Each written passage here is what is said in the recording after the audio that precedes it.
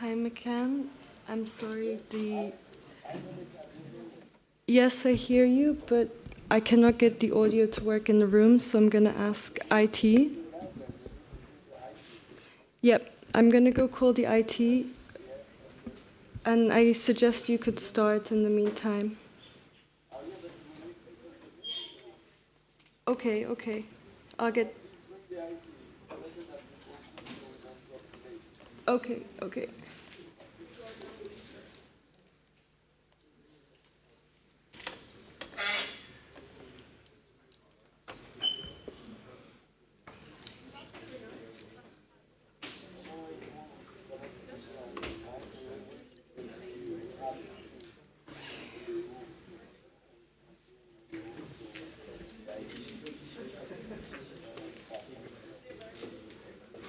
Hi all, I'm really sorry. I can't get the audio to work in the room, so Professor Beng is now waiting for me to get the IT to let the audio work in the room. Thanks for your patience.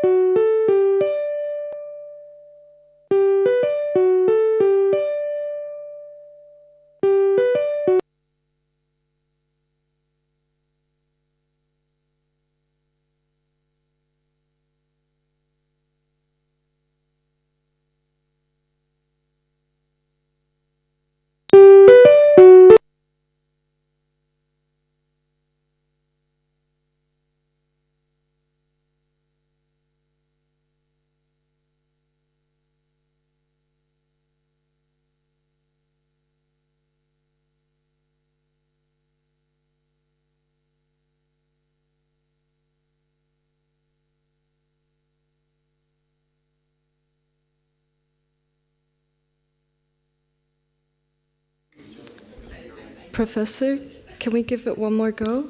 Yeah, do you hear me now, Yes, Rebecca? now we In the hear room? you. That's great. Yeah, the best is always to bring the ITs, the genius. Yes. Okay, fantastic. Okay, so let's start then. Good afternoon, Everyone, I hope that you are doing well and that you had a nice weekend and that you're ready for more exploration of international environmental law. We apologize for starting 5 minutes later than planned, but we had some technical issues. So today we're going to start with we're going to deal with the principle of sustainable development. You remember that last week when we had the class, we looked at the principles of the Rio Declaration, and I ended up the class with what I call the eighth fundamental principle of international environmental law, which is the principle of sustainable development. So today, what I would like to do is to explore a bit further this principle of sustainable development and the controversies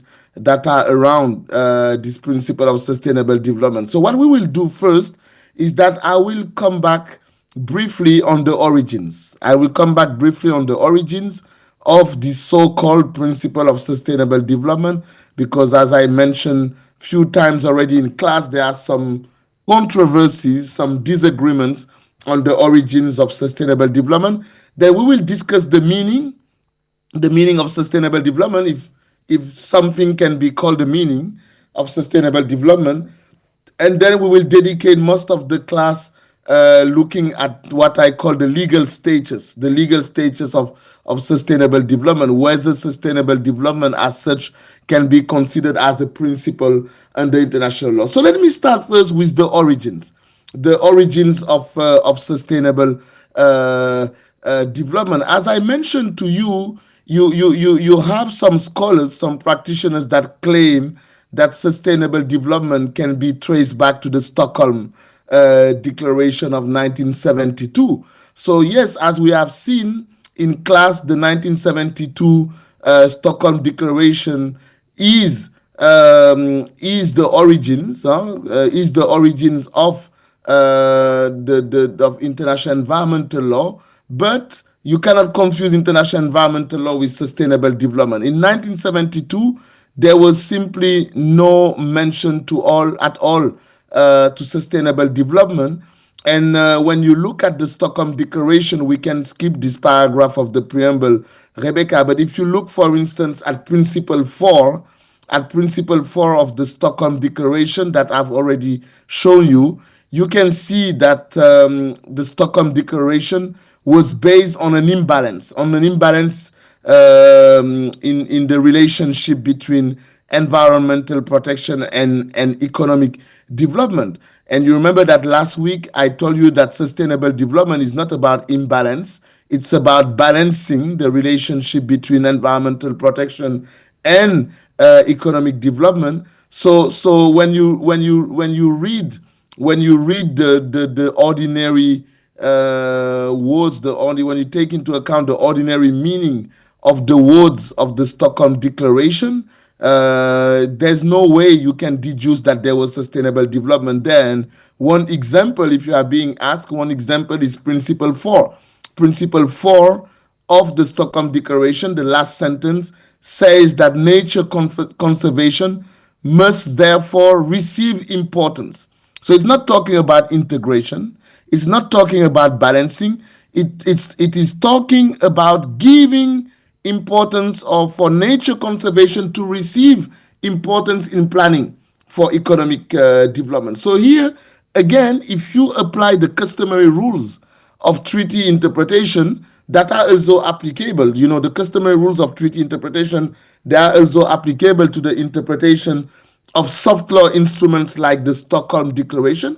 If you apply the customary rules of interpretation, the ordinary meaning of the words indicate clearly here that it was not about balancing, it was not about integrating environmental protection into planning for economic development, but it was just about giving some sort of importance. So definitely, Stockholm is not the beginning of sustainable development.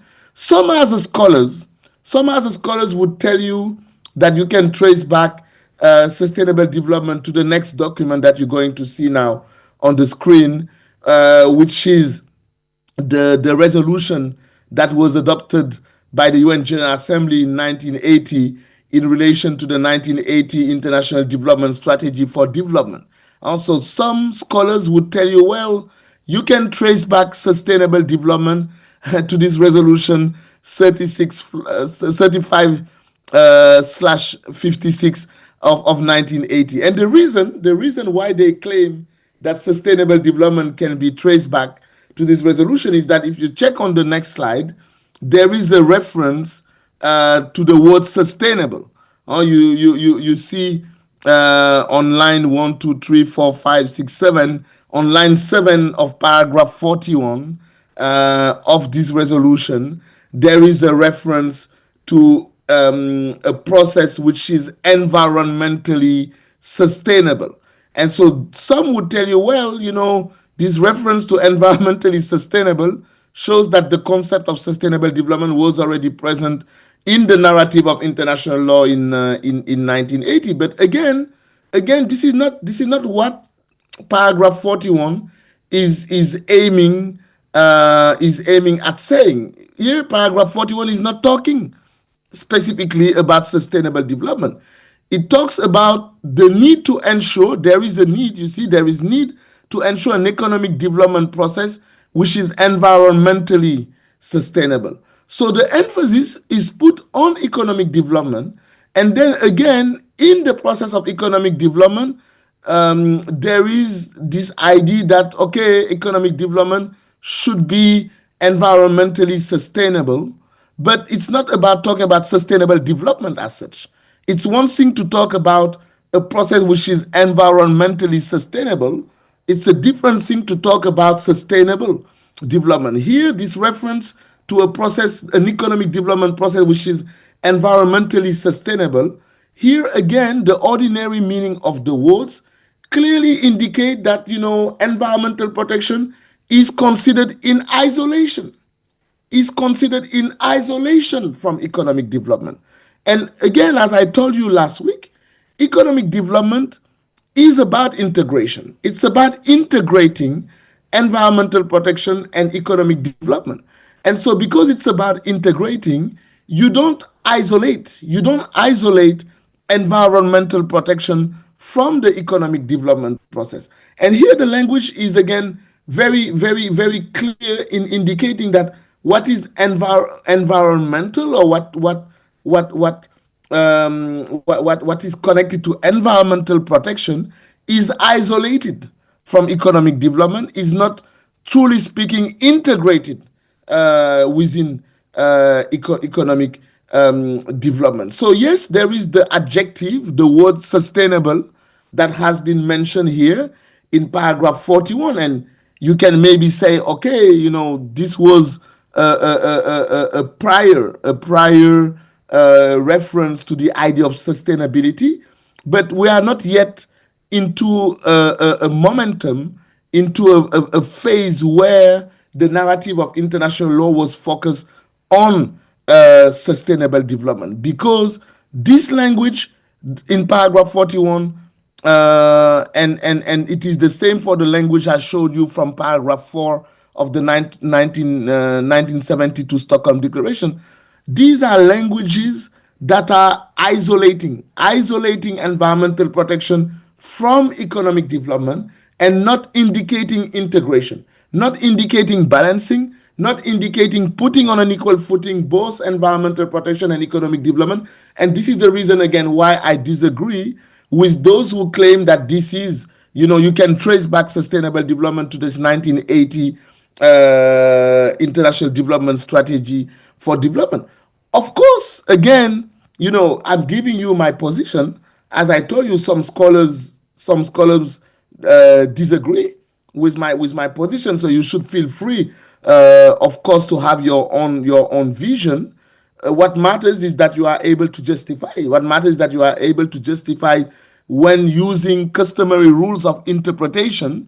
You are able to justify how the language here, how the ordinary meaning of the words in these documents that I have just shown you, the Stockholm Declaration and the 1980 International Development Strategy for Development, how the ordinary meaning of the words is really pointing out to sustainable development. If you can prove that, then I'm your man. I'm happy to follow your vision on that. But I don't think that it's easy to prove that this was about sustainable development when applying customary rules of interpretation. So my point of view is that the origins of sustainable development can be traced back to the Brundtland Report. The Brundtland Report that you have on the next slide here on the screen. You remember our common future, the most important report in my view in the history of international environmental law. And on the next slide, that's where you have this paragraph 27 that referred to making development sustainable. So that's the whole idea of sustainable development, making sure that economic development is integrated with environmental protection. And that's the paragraph 27 of the Brundtland Report of 1987. For me, this is the moment when the idea of sustainable development became part of the narrative of international law, and then later on in 1992 became part of the narrative of international environmental law when the Rio conference was organized in Rio de Janeiro in Brazil in June 1992. So this is what I wanted to make as brief remarks once again on the origins of sustainable development, because I promised to you that I would come back to that when we discuss sustainable development. But now let me come to a second part of this session today, which is about discussing the meaning of sustainable development. What is the meaning of sustainable development? Is there a meaning? Or maybe the existential question is there a meaning that can be attached to sustainable development? Is there a uniform meaning that can be attached to sustainable development? Well, let me disappoint you by saying no. Sustainable development is among those concepts of international environmental law that are rebel to any systematization. That's how I would call it. If I had to conceptualize, my answer, I would say it's a concept that is rebel to any, systematization. And so when it comes to the meaning of sustainable development, what we can observe is that the meaning is fragmented. The meaning of sustainable development is fragmented in the context of international environmental law. Fragmentation in the context of soft law, fragmentation in the context of environmental treaty law.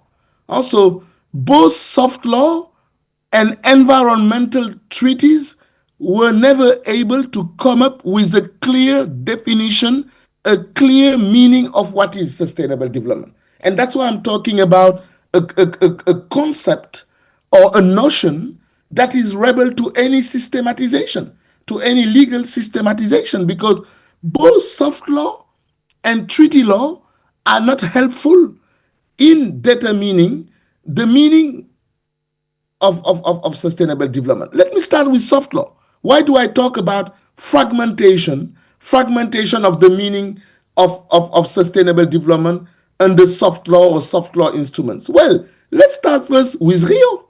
The Rio Declaration, which is the declaration that kind of officialized sustainable development, this very Rio Declaration that you know now, the Rio Declaration on Environment and Development, this very Rio Declaration on Environment and Development itself doesn't contain a homogeneous or a uniform definition of sustainable development. When you pay attention to the Rio Declaration, you can identify at least, when you pay attention to the Rio Declaration, you can identify at least three approaches to sustainable development. So even the Rio Declaration that marks the launching, the officialization of sustainable development in the context of international environmental law, even the Rio Declaration itself came up with at least three approaches to sustainable development. The first approach is the one under Principle 1. The first approach to sustainable development is the one that you have under Principle 1 of the Rio Declaration that I call the anthropocentric approach. And I remember that, Arian, you were mentioning, last week, the persistence of the anthropocentric approach in international environmental law, even in an era of sustainable development. Well, I agree with that. And one illustration of that is that even sustainable development, one of the approaches to sustainable development under the Rio Declaration is an anthropocentric one. So that's the first approach, connecting sustainable development to the right to a healthy environment, considering that sustainable development means the right of human beings to live in a sustainable environment, to live in a healthy environment. And then look at the first sentence. Look at the first sentence of Principle 1, because it's very revealing of what I'm saying now. Principle 1 of the Rio Declaration is saying human beings are at the center of concerns for sustainable development. Human beings are at the center of concerns for sustainable development. So this is the anthropocentric approach to sustainable development, that sustainable development is about achieving, fulfilling, realizing the human right to a healthy environment. That's one approach under the Rio Declaration, the anthropocentric approach. But you have a second approach. You have a second approach under the Rio Declaration to sustainable development, which is the intergenerational equity approach. Principle 3, the next slide. Principle 3 of the Rio Declaration, this is another definition or another meaning under Rio, another meaning of sustainable development. Intergenerational equity, Principle 3, the right to development must be fulfilled so as to equitably meet developmental and environmental needs. You see, when we talk about meeting developmental and environmental needs, meeting developmental and environmental needs, it's about sustainable development. Meeting both of them, it's about meeting sustainable development, but meeting sustainable development needs of present and future generations. So Principle 3 of the Rio Declaration opted for an intergenerational equity approach or perspective to sustainable development, which is actually this intergenerational equity approach to sustainable development, as you may remember, is actually the meaning that the Brundtland Commission gave. That's actually the meaning that the Brundtland Commission gave to sustainable development. In the 1987 Brundtland Report, Our Common Future, the paragraph that we showed you earlier on, that paragraph retained an intergenerational equity perspective to the definition of sustainable development. And here in Rio, you see, you have the anthropocentric approach to sustainable development under Principle 1. You have the intergenerational equity definition of sustainable development under Principle 3. But then Rio came up also with a third approach that is, in my view, showing what I call the fragmentation within the Rio Declaration itself, the fragmentation in the definition of sustainable development. Rio came up with a third approach to sustainable development, which is what we call the integrative approach to sustainable development, which is Principle 4 of the Rio Declaration that you have on the slide now.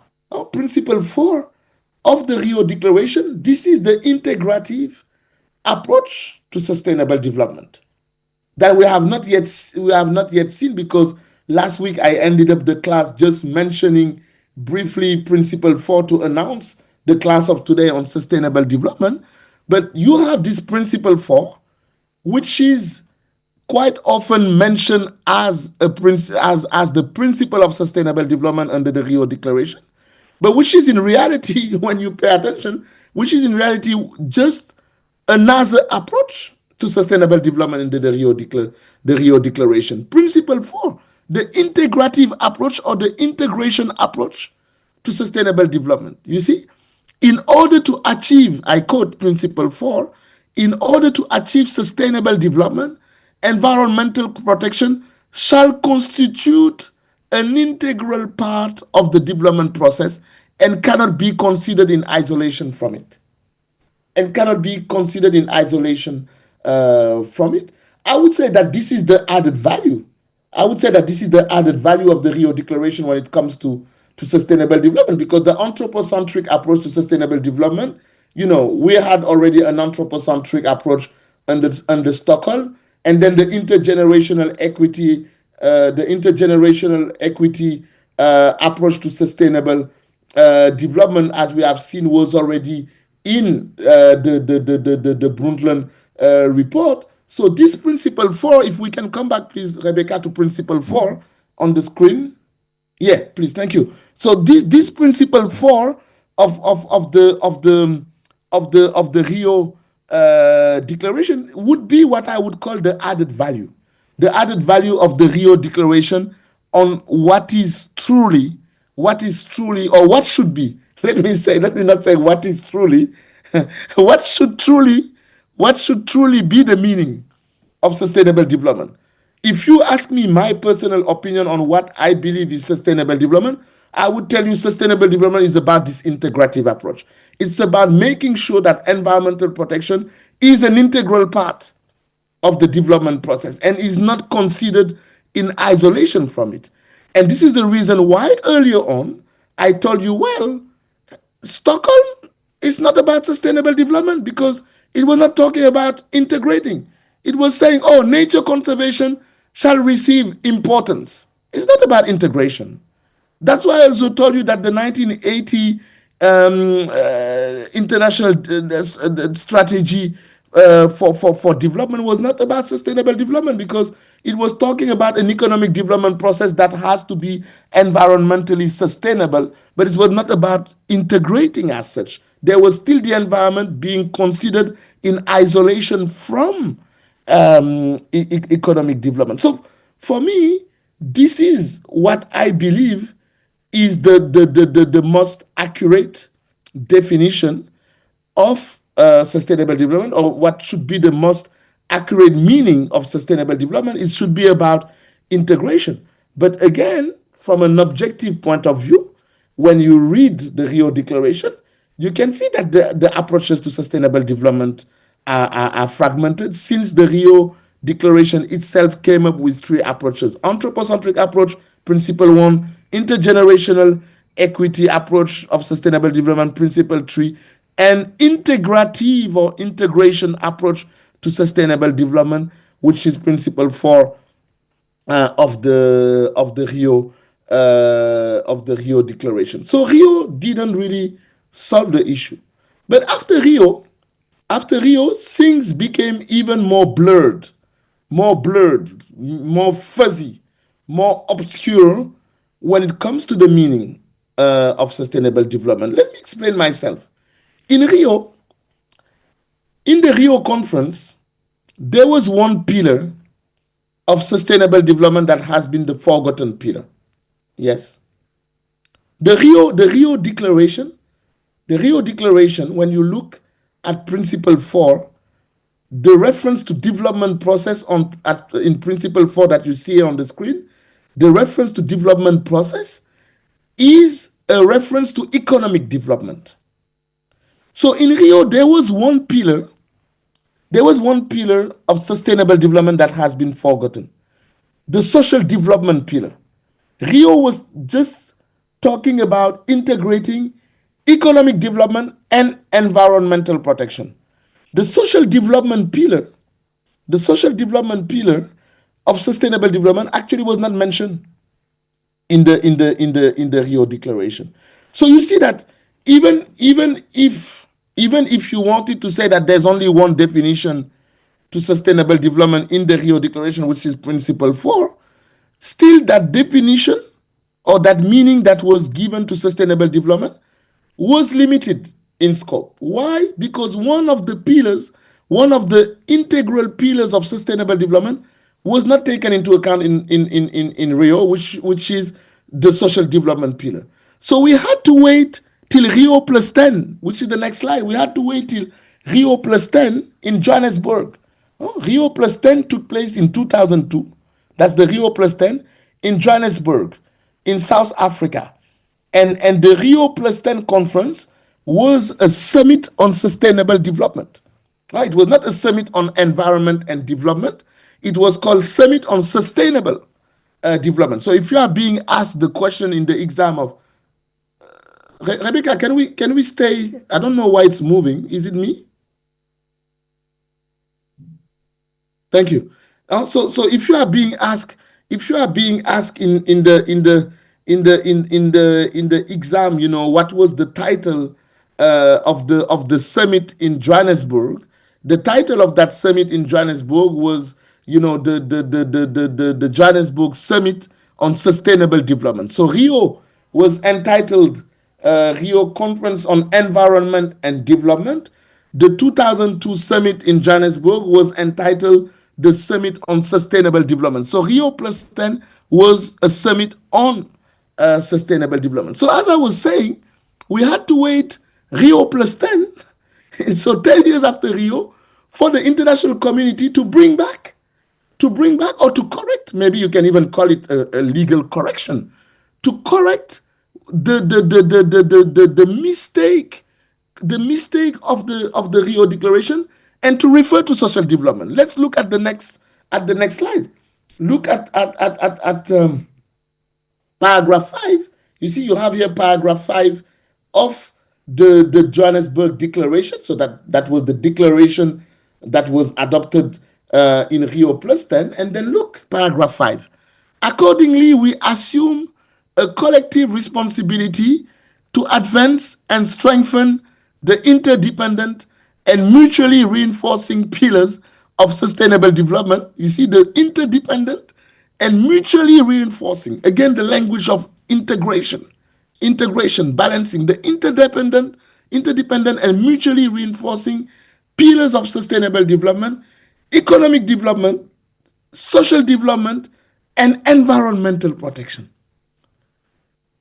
The reason why the international community, guys, put economic development, social development, and environmental protection is because, as I mentioned, in Rio, the international community, you know, ignored the social development pillar of sustainable development. And that's why Rio plus 10, you know, made it sure to explicitly say, well, look, sustainable development is not about two interdependent and mutually reinforcing pillars. It's about three interdependent and mutually reinforcing pillars: economic development, social development, and environmental protection.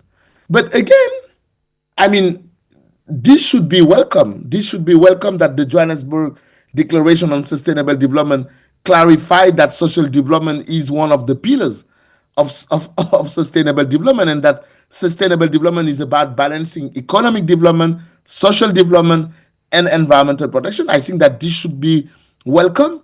But again, from an international law perspective, it is showing you that the international community, you know, was not able by 2002 to come up with a uniform, constant definition to sustainable development. And after 2002, we could have expected that now it was clear. But well, again, let me disappoint you. After 2002, the international community continued in making the meaning of sustainable development even more blurred. So in the next example of what I'm saying is 2012. 2012, Rio plus 10. Thank you, Rebecca. 2012, you have here on the screen, not Rio plus 10, Rio plus 20. Rio plus 20, because 2012 is Rio plus 20. 2002 is Rio plus 10, and 2012 is Rio plus 20. Also, in Rio plus 20, that was in Rio, by the way, Rio Plus 20 took place in Rio. So at the end of the conference in Rio Plus 20, they adopted the document that you have here on the screen that is entitled The Future We Want. L'avenir que nous voulons. L'avenir que nous voulons. The future we want. You know, whenever I see the title of this document, I smile because I always thought that this was it was supposed to be the future we wanted. The future we wanted.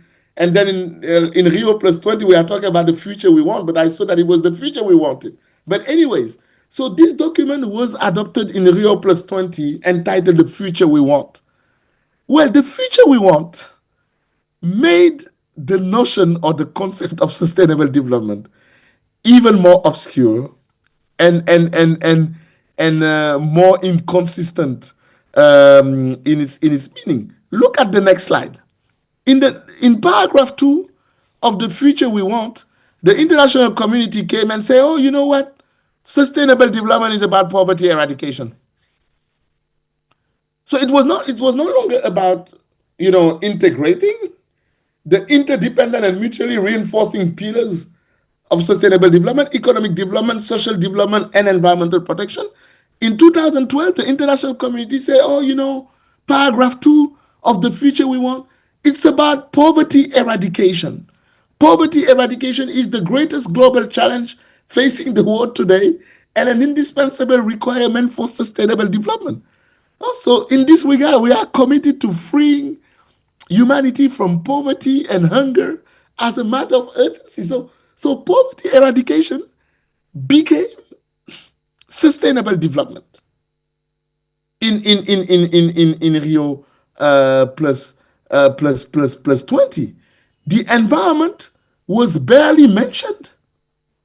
Poverty eradication, so mostly social development, economic development, the environment was barely mentioned. And when the environment was taken into account, it became what you see here on the next slide. When the environment was taken into account, sustainable development became green economy in the context of sustainable development. Look at paragraph 56, the second sentence. In the second sentence, in this regard, the sentence starting with in this regard, we consider green economy in the context of sustainable development and poverty eradication as one of the important tools available for achieving sustainable development, etc. Green economy in the context of sustainable development. Don't ask me what it means, because I know that some of you would want to provoke me and ask me what I believe this means. I don't know. I always thought that sustainable development was already about green economy. My understanding from day one of sustainable development was that it's about green economy. It's about making economy social. It's about making development, so economic development green, making social development green. So in 2012, the international community came and said, well, it's all about green economy in the context of sustainable development. So you have green economy and sustainable development. I don't know what it means. But then the sentence before is revealing to a certain extent of the fact that the international community doesn't want to give a uniform definition or a uniform meaning to sustainable development. Because look, the first sentence here in paragraph 56, what it is saying. It is saying, we affirm that there are different approaches. There are different approaches, different visions, different models, different tools available to each country in accordance with its national circumstances and priorities to achieve sustainable development in its 3 dimensions. Different approaches, different visions, different models, different tools. So by Rio Plus 20, the international community kind of gave up on the idea that sustainable development should be limited to to clear criteria, clear approaches, clear vision. No, there are different approaches, different vision, different models, different tools for each country.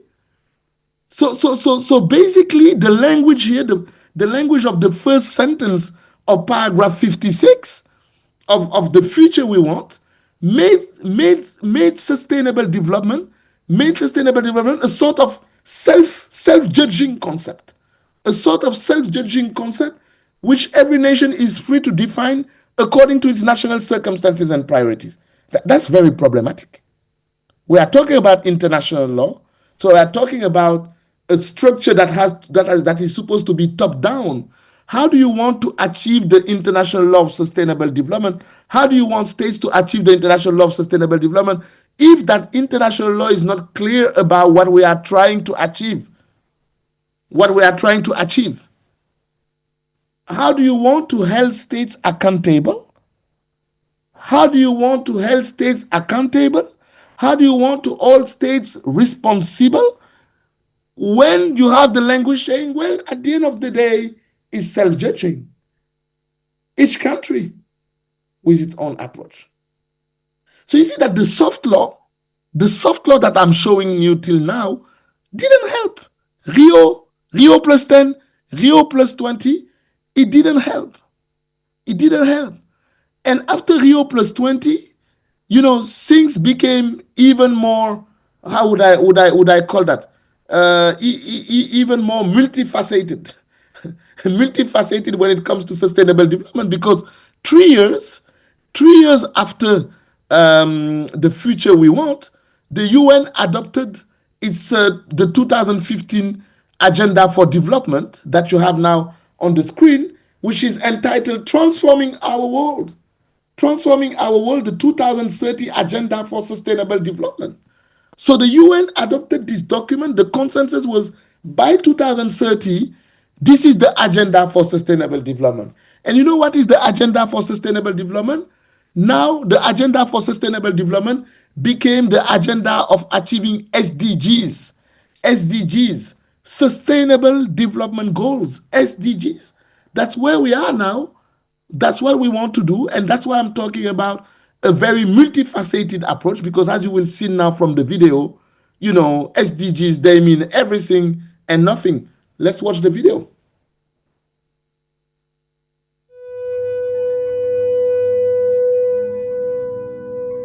We can be. We must be There's no the sound. first generation to end extreme poverty. The generation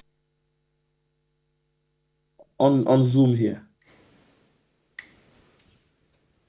most determined to fight injustice and inequalities. Can you start again, please? Yeah. Thank you so much. Thank you.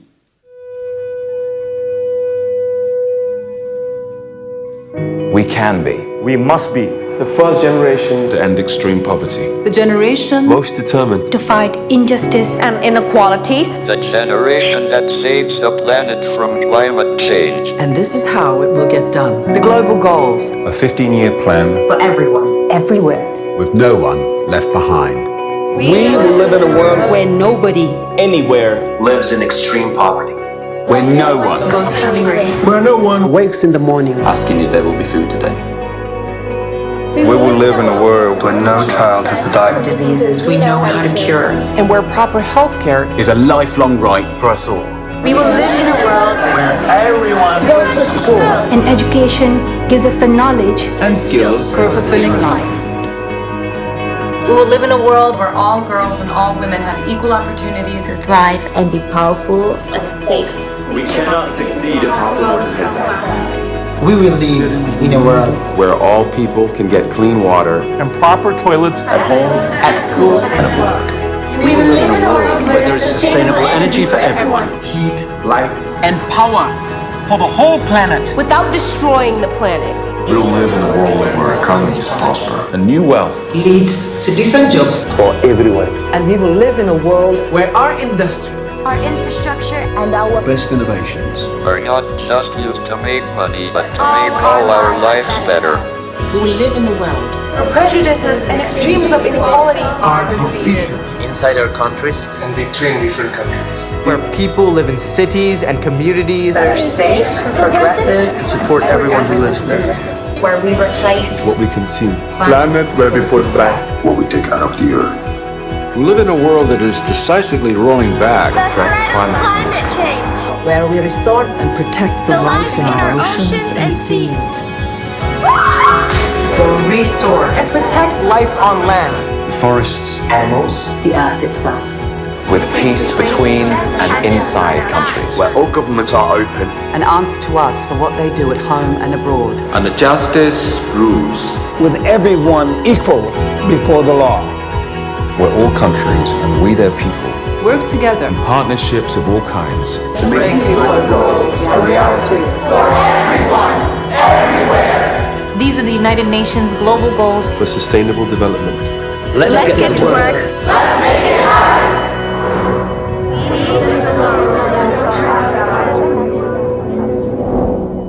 Thank you. More after the break. I owe you 1 minute. Thanks.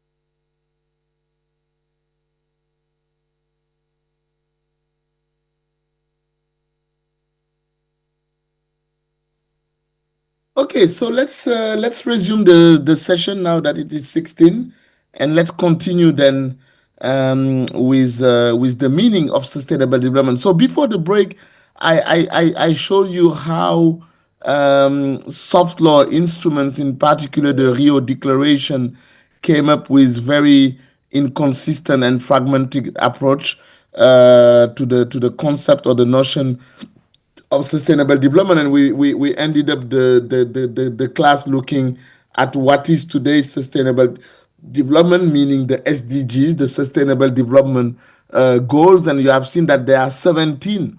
There are 17 of them. It talk about no poverty, no hunger, climate action, partnership, access to clean and affordable energy, etc.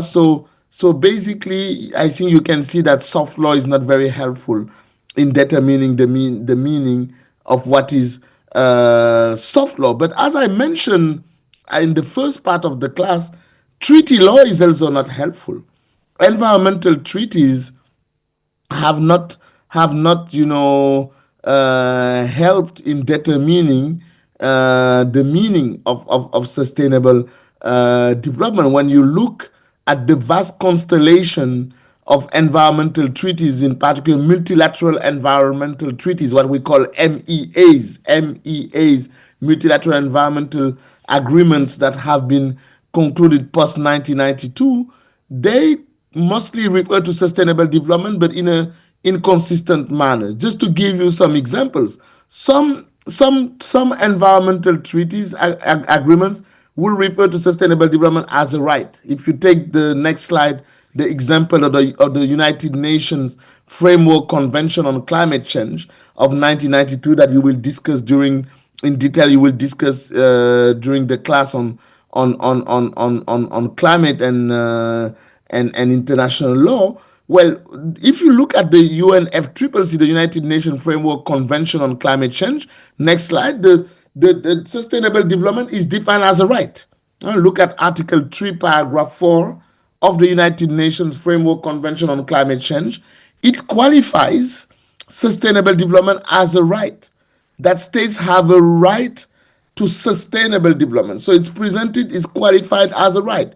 Then when you go to other treaties, environmental treaties, you will see that their sustainable development is qualified as an objective. The next example on the slide on the next slide is the Kyoto Protocol, for instance. This is the Kyoto Protocol to the United Nations Framework Convention on Climate Change of 1997 that you will discuss again in the class of climate change. Look at how sustainable development is mentioned in Article 2, Paragraph 1 of the Kyoto Protocol. Each party, etc., in order to promote sustainable development. Also here, sustainable development is qualified not as a right as such, but is qualified as an objective to be promoted by states.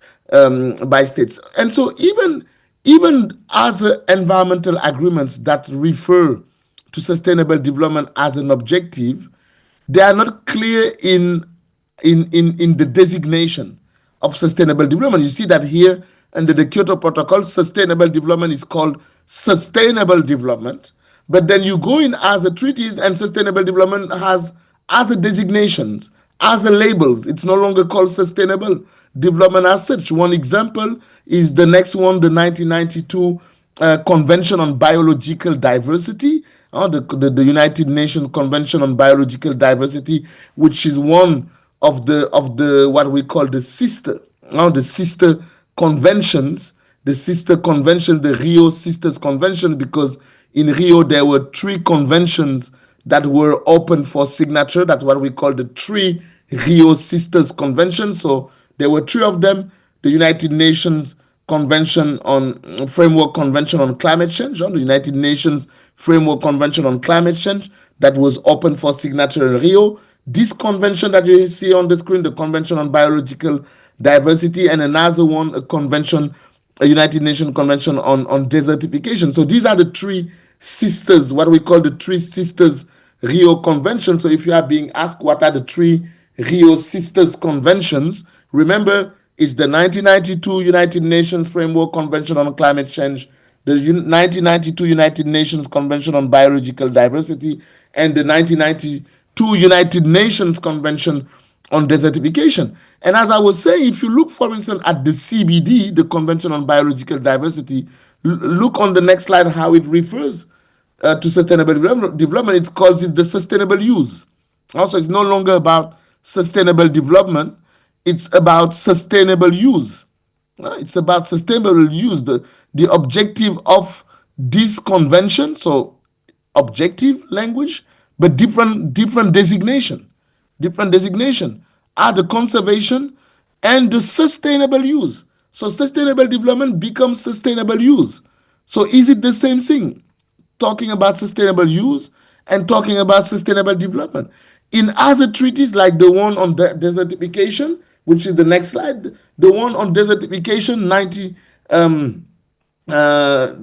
there's a mistake on the 1994 because this was open to signature in Rio. So if you take the United Nations Convention to combat desertification, that you have on the screen, if you can go on the next slide, please, Rebecca, you see it qualifies sustainable development as sustainability. You see, still we talk about objective, but we are no longer talking about the objective of sustainable development. Now, sustainable development is called sustainability. Sustainability. So you see that even when treaties constantly say it's an objective, even if they do so, they are not clear on how to designate the objective. Is it sustainable development objective as such? Is it sustainable use? Is it sustainability? And something else called sustainability. And again, the question is whether sustainability means sustainable development. It might not, depending on the circumstances. So you see that the language that is being used in treaties is also not helpful. Is also not helpful to actually give more clearer meaning to sustainable development and to solve what I would call the soft law gap or the soft law vacuum when it comes to the meaning of sustainable development. Some treaties even went as far as trying because it's so not clear. Some treaties went as far as defining sustainable development. If you look the next example, which is the Antigua Convention of 2002, you see the long title. The long title is Convention for Cooperation in the Protection and Sustainable Development of the Marine and Coastal Environment of the Northeast Pacific. Don't worry, we are not asking you to remember that. Just remember Antigua Convention. So this is a regional convention, but look what the Antigua Convention did. Yeah, Article 3 of the Antigua Convention tried to give a definition of sustainable development. And the reason for that, guys, is because the meaning is not clear. So states, when negotiating treaties dealing with sustainable development, would want today to define sustainable development. I remember a few years ago, for instance, I was involved in the negotiations of an investment agreement in Africa, and that investment agreement was supposed to deal with sustainable investment. So it was about fostering sustainable investment. And I remember that during the negotiations, I was the main lead expert for the African Union to support states on the negotiations of that investment treaty. And I remember that during the negotiations, some of the governments, they asked me to put a definition of sustainable development in the provision of that investment treaty dealing with sustainable development. They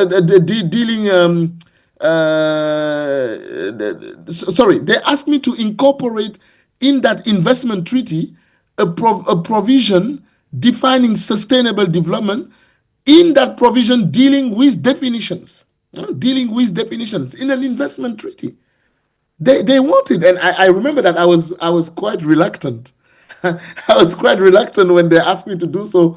I tried to convince them that there was no need to come up with a definition of sustainable development, because at the end of the day, even at the universal level, the definitions are are not that clear. They are dynamic. They are evolving definition. But then I get pressure. I get pressure to come up with a definition of sustainable development in an investment agreement. So you see that it's not only in the context, in the realms of international environmental law, in the realms of environmental treaties, that concerns are there on how to define sustainable development, but even in other fields of international law that have a relation more or less with environmental protection, there would be that there would be concerns on, okay, but how do we define?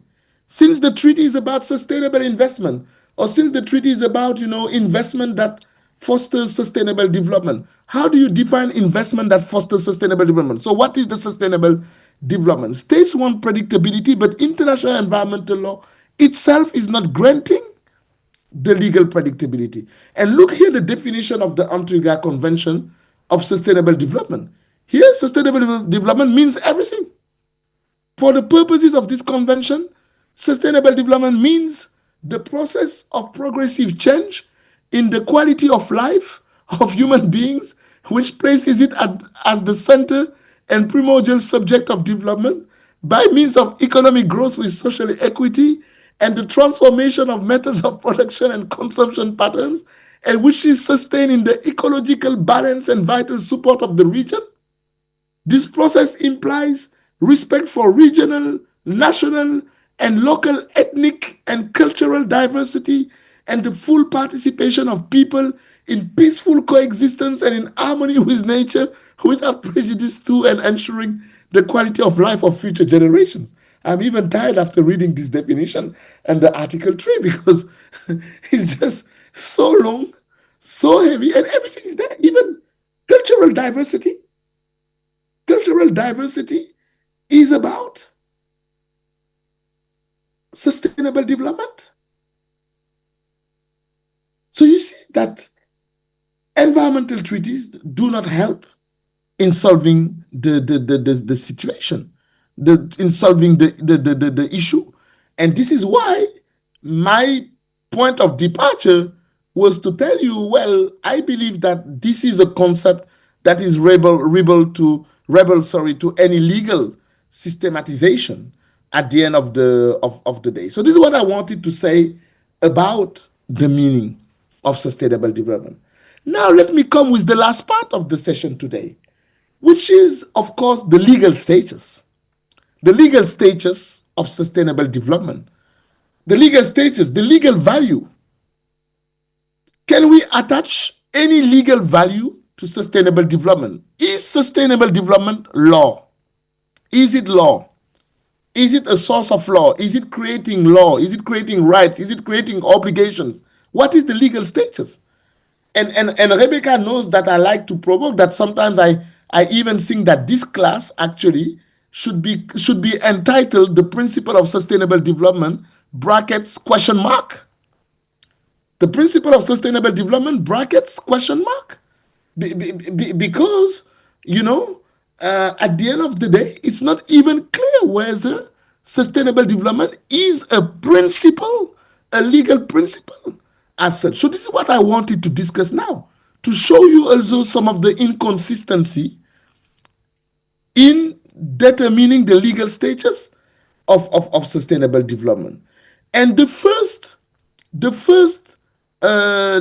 uncertainty, it's not just inconsistency, but it's an uncertainty characterizing the legal status. And the first instance of uncertainty regarding the legal status of sustainable development occurred with the International Court of Justice. 5 years after Rio, 1997. We are 5 years after Rio. And in 1997, the International Court of Justice rendered a judgment in a very famous case, actually one of my favorite cases, entitled the Gabčíkovo-Nažimáros case. The Gabčíkovo-Nažimáros, I'm sure that if there are Hungarians or Slovakian in the room, they would tell me that I don't say it well. Gabčíkovo-Nažimáros, but the Gabčíkovo-Nažimáros, and for those of you who do not want to say Gapshikovo-Najimaros, you can just call it, the dam dispute or the Danube dispute between Hungary and Slovakia. And so the first instance, the first momentum of uncertainty regarding the legal status of sustainable development happened right after Rio, 5 years after Rio, in the context of the Gapshikovo-Najimaros case. This is the first sustainable development dispute ever. Gapshikovo-Najimaros is the first sustainable development dispute ever. What happened? What happened in that case? Well, in 1977, so that was before the era of sustainable development, 5 years after Stockholm, in 1977, Hungary and Czechoslovakia back in the days, Hungary and Czechoslovakia back in the days, concluded a treaty to put in place a joint investment, in order to increase production of hydroelectric energy in that region. You know that Hungary and Slovakia, they share the Danube River. They are among the riparian states of the Danube River. And so they concluded that 1977 treaty in order to build a system of dams that would allow them, both countries, to increase their production of hydroelectric energy. So Slovakia complied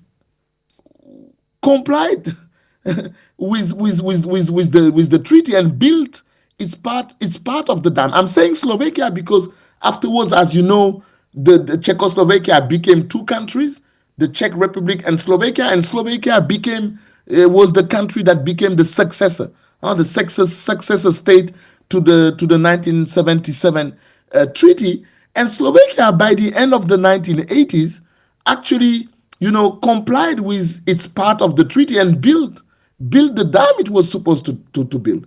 Hungary never did so. First, Hungary, was postponing, claiming that it was confronted to economic issues. But then, by the early 1990s, you remember that by the early 1990s, there was a wind of political change in what used to be the communist war. There was the fall of the Berlin Wall, and countries that used to be, under the Soviet Union, the Soviet Union area, were characterized by a wind of political change. And in the early 1990s, in Hungary, there were some scientific experts that started to attack the Gapshikovo-Najimaros project. They started to claim that the Gapshikovo-Najimaros project was, an anti-ecological project that would destroy the ecosystems of the Danube. And because of the pressure coming from those experts, in 1992, the Hungarian government decided to unilaterally terminate the 1977 treaty. For those of you who have done my public international law course, you are very familiar with this case because I told you the story during that class. So in 1992, Hungary woke up and unilaterally terminated the treaty with Slovakia. And when Hungary did that, Slovakia was so upset that Slovakia built another dam. It built another dam on the Danube called the C variant. The C variant, that sounds very vicious, the C variant. And you know what the C variant produced? The C variant basically deprived Hungary from more than 80% of the waters of the Danube. So the C variant was a dam that allowed for the deviation of the waters and deprived Hungary from more than 80% of the waters of the Danube. And as you can imagine, when you deprive a country, when you deprive a state from the use of waters, you know that this can almost lead to war, and this almost led the two countries to war. Thankfully, the European community at that time, the European Commission, exercised mediation, conducted mediation between the two states, Hungary and Slovakia, and convinced them to settle the dispute peacefully before the International Court of Justice, to submit the dispute peacefully to the International Court of Justice. And this is why the court had to render a judgment in that dispute in the Gapchikobo-Najimaros case. But you see that this dispute, the Gapchikobo-Najimaros case, is a real sustainable development dispute, guys. Because it reflects the tension that is inherent to sustainable development. On one side, you had Hungary that was saying, I do not want to conduct a developmental project because that developmental project is going to harm the environment, and that's why I unilaterally terminated the Gapchikobo-Najimaros treaty. On the other side, Slovakia was saying, no, but me, I have the right to development. I have the right to development.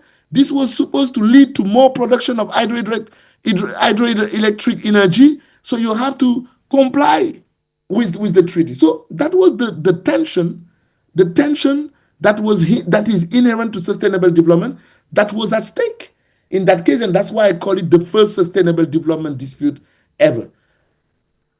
This was because it was the first sustainable development dispute ever. The court felt that it was important for it to send a strong message to the international community. And you have the next slide, which is paragraph 140. This is like maybe one of the most beautiful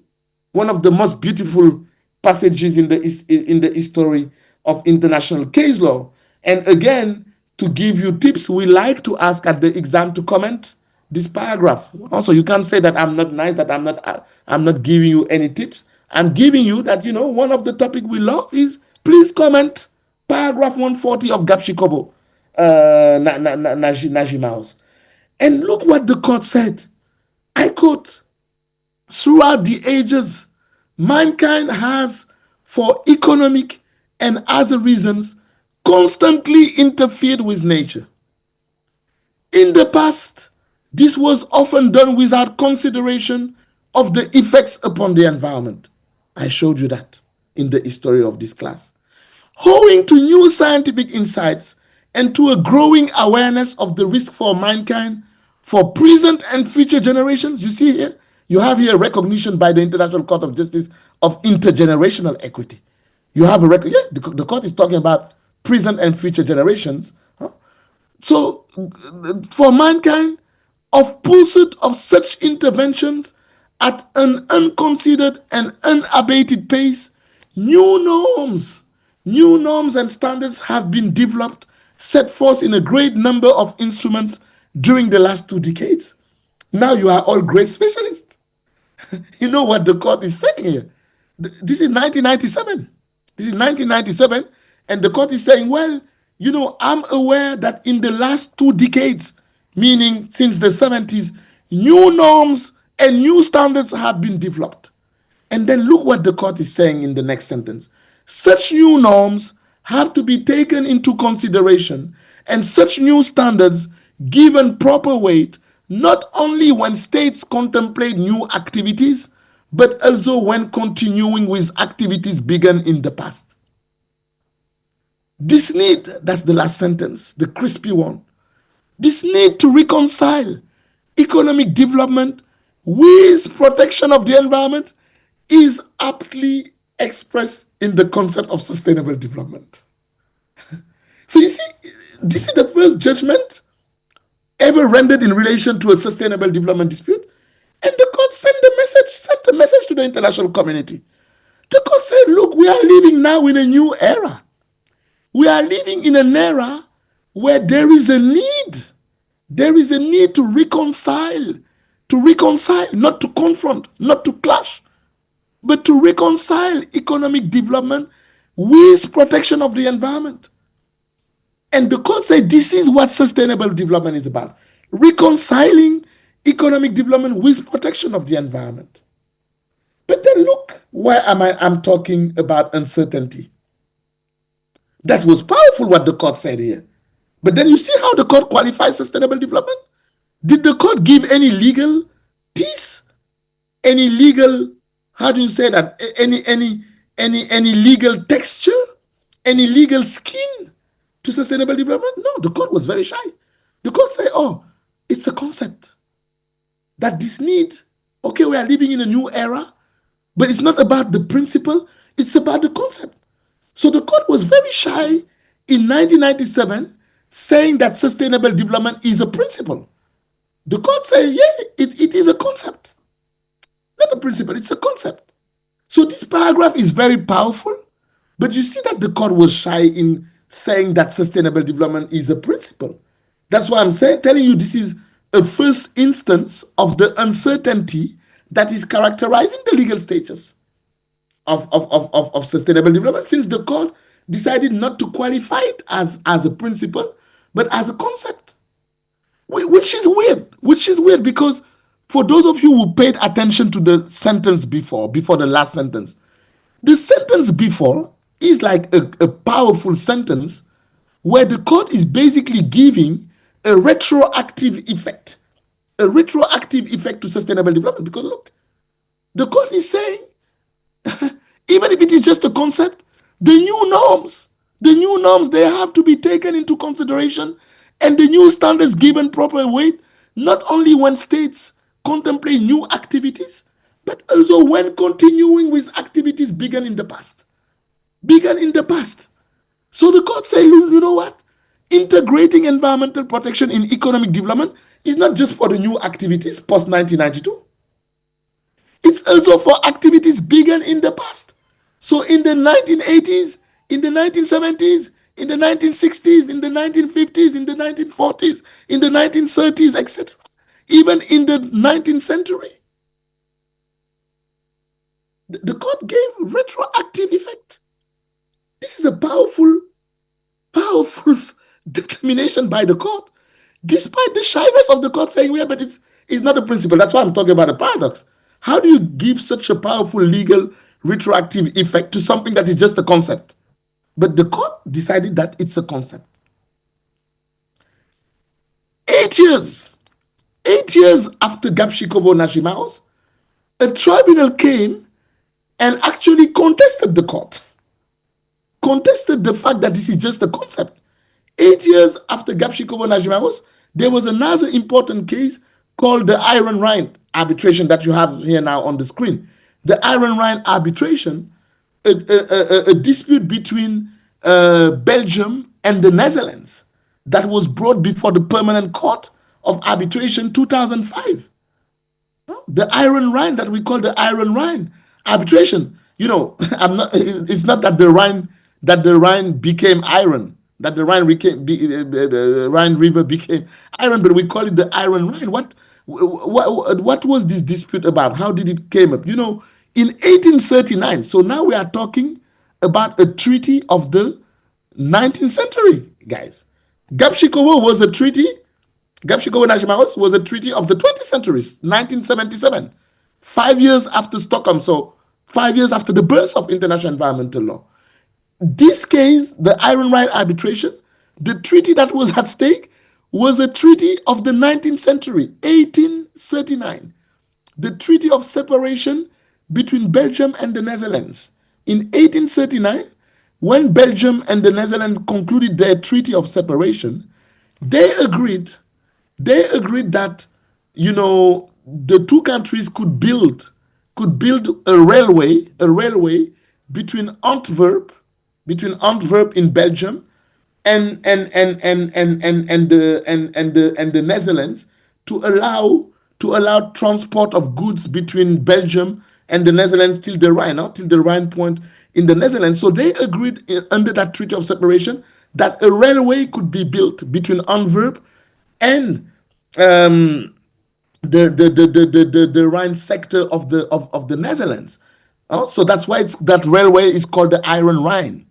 So the Iron Rhine, you know, after the Second World War, the Iron Rhine was no longer used. It was no longer activated. And because of that, in the 1990s, the Netherlands decided to create some reserves, some natural reserves in some of the areas of what was supposed to be the areas of the Iron Rhine. That was in the 1990s. With the new wind of environmental change, the Netherlands decided to create some natural reserves in those areas that were no longer activated of the Iron Rhine. But then, suddenly in the early 2000s, Belgium woke up and said, I want to reactivate the Iron Rhine. So Belgium wanted to reactivate the Iron Rhine based on the 1839 treaty. When Belgium told the Netherlands that it wanted to reactivate the Iron Rhine, the Netherlands say, no, too late, you can't do it because now I have natural reserves. Now it's about environmental protection. So it's not about economic development, it's about environmental protection. No way the Iron Rhine could be reactivated. And this is how the dispute arose between the two states because, again, you see why I call this a sustainable development dispute. You have on one side Belgium that believes that it had a right to economic development by reactivating the Iron Rhine, and on the other side, the Netherlands believing that it was about environmental protection. So again, the tension, and that's how they submitted this dispute to this arbitral tribunal. But the award rendered in 2005 is a fantastic one too. It's another very beautiful moment of international jurisprudence. In particular, two paragraphs. First, next slide, paragraph 58. Look at paragraph 58. That's powerful. In paragraph 58, the tribunal is basically saying, I know that things are not clear in international environmental law. Look at this paragraph 58, where the tribunal is saying, there is considerable debate. There is considerable debate as to what, within the field of environmental law, constitute rules or principles. You see, the tribunal came and said, look, I know it's all unclear. We don't know what are rules. We don't know what are principles. We don't know what is soft law. We don't know which environmental treaty law or principles have contributed to the development of customary international law. The tribunal said, I know. But then look, the tribunal said, without entering further into those controversies, the tribunal said, I don't want to enter into those controversies. I don't want to enter into those controversies. Me, as an arbitral tribunal, I know that there are some emerging principles. You see the last sentence? The tribunal said, I don't care. I don't care about the status. The tribunal say, whatever, there are some emerging principles. Whatever their current status, that you like it or not, there are some emerging. They are emerging, but there are emerging principles, but there are principles. Whatever their current status, there are principles. And these principles, they make reference to conservation, to management, to notions of prevention, and of sustainable development, and protection for future generations. So the tribunal said, look, don't get me into your controversies. I don't want to be legalistic. Okay, there are controversies, but I don't want to enter. There are emerging principles, whatever their status. Call them soft, call them whatever, but there are principles that nations need to take into account today. And among them, among the emerging principles, there is sustainable development. So you see that this tribunal, 8 years after Gapchikobo-Najimaros, was much more courageous than the International Court of Justice and qualified sustainable development as being among the emerging principles. And then look the consequences that the tribunal drew from that in paragraph 59. Because paragraph 59 is a bomb. It's fantastic, it's a bomb. This tribunal was a genius. Look what it said then in paragraph 59. The next paragraph, the tribunal say, look, let me explain to you what's going on in the world of today. The tribunal say, look, since the Stockholm Conference on the Environment in 1972, so this tribunal is acknowledging that it started with Stockholm. Since the Stockholm Conference on the Environment in 1972, there has been a marked development of international law. A marked development of international law relating to the protection of the environment. So this tribunal said, look, since Stockholm, you cannot deny that there has been a development. That's what I've been showing you in the class. There has been a marked development of international law relating to the protection of the environment. And the tribunal say, today, international law, forget about European Community law. Today, international law requires. You see this verb? Requires is not promoting, is not inviting, is not recommending, is not suggesting. Requires. Today, international law requires the integration of appropriate environmental measures in the design and implementation of economic development activities. Require. The verb require here is indicative of customary international law language. Customary international, yes, require. When you say international law require, this is customary international law language. So this tribunal say, look, no matter the status of the emerging principle, sustainable development has some customary international law effect. It is requiring states. It is binding upon states. It is creating binding obligation upon states to integrate appropriate environmental measures in the design and implementation of economic development activities. That's powerful. This tribunal is an emerging principle creating customary international law effect. And then look, for those of you who were asking me the previous weeks, but why is soft law important? Why I was telling you that soft law is maybe more authoritative. Look on what this tribunal is basing itself to justify what it said in this sentence that I've just read. You see on what this tribunal is basing itself? Principle 4. Principle 4 of the Rio Declaration on Environment and Development. The tribunal is saying what I'm saying is actually reflected in Principle 4. Principle 4, the integrative approach to sustainable development.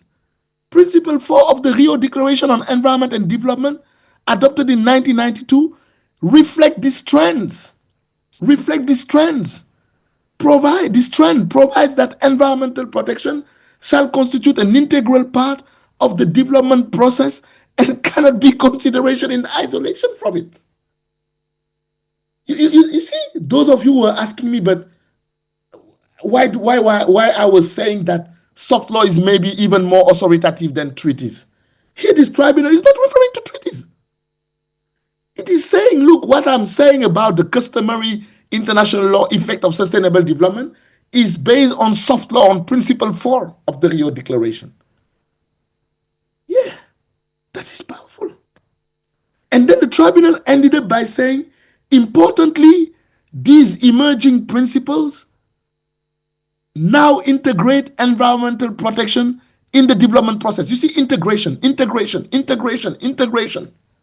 So you see that my personal position at the beginning of the class is not just, a position out of the blue. I have case law going in the same direction than me, saying it's about integration. Environmental law, I'll read the last sentence. Environmental law and the law on development stand not as alternatives, but as mutually reinforcing integral concepts. They are no longer alternatives, the international environmental and the law on development. They are no alternatives. They are mutually reinforcing integral concepts. You see my people here who are specialists of investment law, investment arbitrage, it's no longer an alternative. It's no longer an alternative. These are mutually reinforcing integral concepts. Economic development, business cannot be separated from environmental protection. It's a matter of customary international law. That's what the Iron Rhine Tribunal said in 2005. Much more progressive than the International Court of Justice. Much more progressive than the International Court of Justice. Much more explicit. After Iron Rhine, 5 years after, in 2010, the International Court of Justice, in the next case, the Pearl Mills case between Argentina and Uruguay. I will come back to this case next week. I will explain you what the dispute was about, because we will talk about it when we talk about prevention. But 5 years after, in 2010, the International Court of Justice had to deal again with sustainable development. In the judgment in this case, there was progress, but still the court didn't say it's a principle. Look what the court said. If you check the next slide on paragraph 177, in the very last sentence, the court mentioned sustainable development as an objective. So it's a progress. It's a progress by comparison to Gapshikobo-Najima, where the court said it's a concept. I speak under the control again of you guys who are familiar with case law. It's a progress. But you see that still the court, 5 years after Iron Rye, didn't say sustainable development is a principle. It's an objective. And then in the next slide, the court talked about the essence. The balance between economic development and environmental protection is the essence. The court even became mystical. The essence of sustainable development. But you see that international courts and tribunals, their favorite approach to sustainable development is the integrative approach. If you are being asked what is the favorite approach to sustainable development of international courts and tribunals, you can see that they all opt for principle 4, for the integrative approach to sustainable development. But you see that the court, 5 years after Iron Rye, was still hesitating. So we had to wait. We had to wait 20 years. 20 years after Iron Rye. Last year, in 2025, in the next slide, we had to wait 20 years. In 2025, last year, when the International Court of Justice rendered its advisory opinion on obligations of states in respect of climate change, that you will come back on this when you have the class with Professor Sima on climate change. But last year, the court rendered an historical pioneer advisory opinion on climate change. And it is last year that finally, look at the very last sentence starting with given, the last sentence, that finally the court said, given is continuous and on uncontested universal recognition, the court considers that the court finally used the word, the qualification, the principle of sustainable development guides the interpretation of certain treaties and the determination of rules of customary international law. So last year, more than 30 years after Rio, that's when the court finally said the principle of sustainable development. But then, I'm sure that those of you who know how to read case law will tell me, but then the court is saying, guys, the interpretation of certain treaties. How are you a principal and you got the interpretation of only certain treaties? You got the interpretation of the whole system of international law if you are a principal. You are or you are not, to be or not to be is the question. You are or you are not. If you are a principal, then you got the interpretation of the whole system. So the court say, you are a principal, but you got the interpretation of certain treaties. Only on this you could write a big article for a law journal. But at least last year, finally, the court recognized that it is a principle.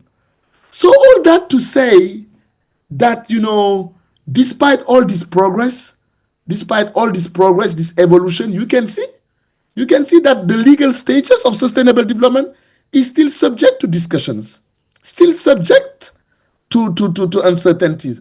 And you can understand why some tribunals, for instance, investment tribunals, would be sometimes hesitant to give, certain broad legal effect to principles or concepts like sustainable development, when in the field of the international law of sustainable development itself, things remain uncertain. And this is what we put you in the next slides, but this is just for your general culture.